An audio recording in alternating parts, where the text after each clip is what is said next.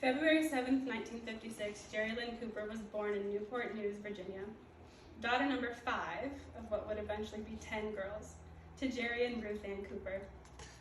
Geri was a helicopter mechanic in the U.S. Army, and Ruth Ann was, you guessed it, a stay-at-home mom. Geri would soon learn what all middle children learn, the art of negotiation, a talent that would stand her in good the rest of her life. Through various upheavals, the Cooper clan, under different leadership, would find themselves in the Rubidoux suburb of Riverside, California, on a small piece of the American dream. Horses dominated Geri's teen years with a sprinkling of boys. Following graduation from high school and a stint at Riverside Community College, Geri joined the U.S. Army.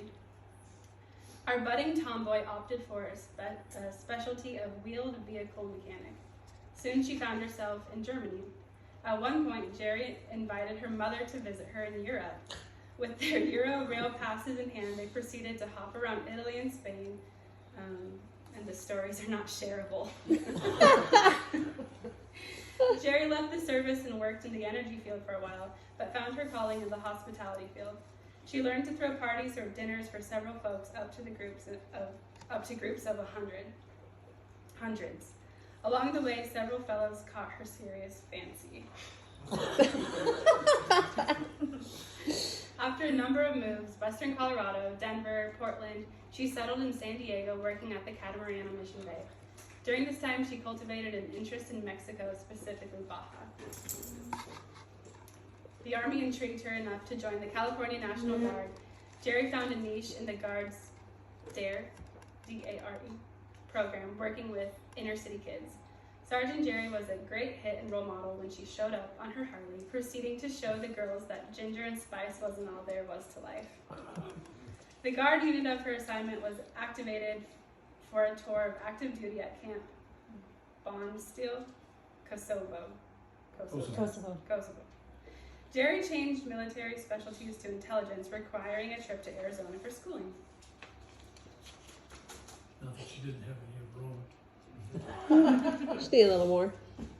It was in this time frame that we met and fell for each other. She had just decided to live on a boat. A 44-foot trawler was purchased in Oregon, and her then long-suffering husband joined a crew to bring it to San Diego Bay. Here, Brett joins the story as a maritime expert and advisor. After Geri's combat tour of Eastern Europe, she returned to San Diego, and I inserted myself into her story. We set up housekeeping on Naughty Girl 2. Geri left the Guard and jumped with both feet into the maritime world. She earned the Coast Guard captain's license.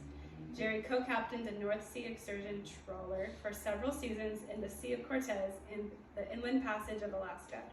She and Brett co-captained a 74-foot sport fishing boat for a few years on the Pacific coast from Baja to Seattle.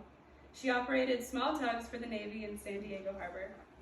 When her trips to Europe to meet me became a scheduling program, she moved into the boatyard working on small Navy boats. We set out to tour Europe on my breaks from Afghanistan, but fell in love with Spain and returned numerous times, even contemplating it for retirement. During these years, Geri developed a deep interest in scuba diving. Brett and Geri took many excursions around the Caribbean. In 2017, we three moved lock, stock, and barrel to South Texas. Geri and Brett remodeled a house in town while I played in the forests of the Northwest. We found another place with room for horses, which they also remodeled. Geri rekindled her interest in horses. She seriously studied, trained, and enjoyed her Charlie horse. Brett traded his sea legs for bowed legs, and the two of them have trail ridden from Arizona to Utah to Tennessee and back. That is my dear Geri's story. A full and diverse life lived to the fullest. In the end, she succumbed to her monster, abdominal cancer, surrounded by animals, friends, and two men who love her deeply. With awe and love, John, Mr. Cooper Fullerton. Now, there's some quotes. I am equal parts numb. I can't believe she's gone. Heartbroken. There's a giant hole in my life. I'm angry. What did she do to deserve that pain? I'm thankful for the blessed 22 years we had. We need to honor Geri's spirit by saying to ourselves, what would Geri do? Geri would just do it. Geri would try it. Geri would laugh at it. Geri would change it. Geri would pitch in. Geri would dare. Geri would organize it. Geri would fill a room with her smile. Geri would, and we should keep doing the same. Last quote.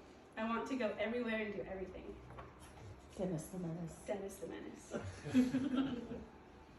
Oh no, one more quote. It's a lot of people.